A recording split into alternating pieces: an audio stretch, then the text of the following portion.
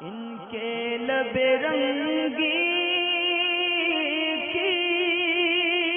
نچھاور تھی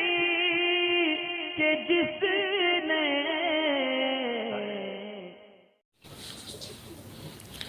ایک محمد عاقل ہیں، انہوں نے یہ پوچھا ہے کہ نعرے کے اندر بھی اسٹیپ ٹو اسٹیپ یعنی اسٹیپ بائی اسٹیپ نعرے لگانا ضروری ہے کہ پہلے نعرہ تکبیر لگائی جائے، پھر نعرہ رسالت لگائی جائے اور اس کے بعد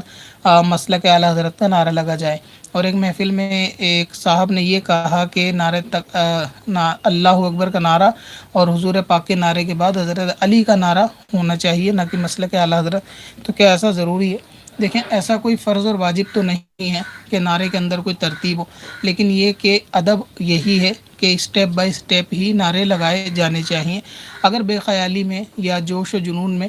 آگے بندے نے نعرہ آگے پیچھے کر دیا یا لگا دیا تو اس میں کوئی حرج والی بات نہیں ہے. جب بھی کوئی شخص نعرہ لگاتا ہے تو پہلا نعرہ تکبیر کا ہی ہوتا ہے، اس کے بعد نعرہ رسالت کا ہوتا ہے. ان دونوں کے بعد اگر آپ صحابہ کرام کا نعرہ لگانے چاہیں تو صحابہ کرام کا نعرہ لگا سکتے ہیں. اگر ان کے بیچ میں صحابہ کرام کا نعرہ نہ لگانا چاہیں تو مسلک اعلیٰ حضرت کا نعرہ لگایا جا سکتا ہے. یعنی اللہ اور رسول کے نعرے کے بعد ڈائریکٹ مسلک اعلیٰ حضرت کا نعرہ لگانے میں کوئی حرج نہیں ہے. اور اگر آپ صحابہ کرام کا لگانا چاہیں تو وہ بھی لگا سکتے ہیں، پھر ان کے بعد مسلک اعلیٰ حضرت کا لگائیں. یعنی ڈیپینڈ کرتا ہے نعرے لگانے والے پہ، وہ کس قسم سے نعرے لگا رہا ہے. اور اگر بے خیالی میں کسی نے پہلے اللہ رسول کا نعرہ لگایا، اس کے بعد پہلے مسلک اعلیٰ حضرت کہہ دیا اور اس کے بعد جو ہے صحابہ کرام کا نعرہ لگایا یا نعرہ حیدری جو ہے وہ بعد میں لگایا اللہ حضرت کے بعد، تو اس میں کوئی ایسی سخت پکڑ یا گناہ والی بات نہیں ہے. ایسا نعرے کے دوران جو ہے وہ ہو جاتا ہے کہ بندہ آگے پیچھے کر دیتا ہے.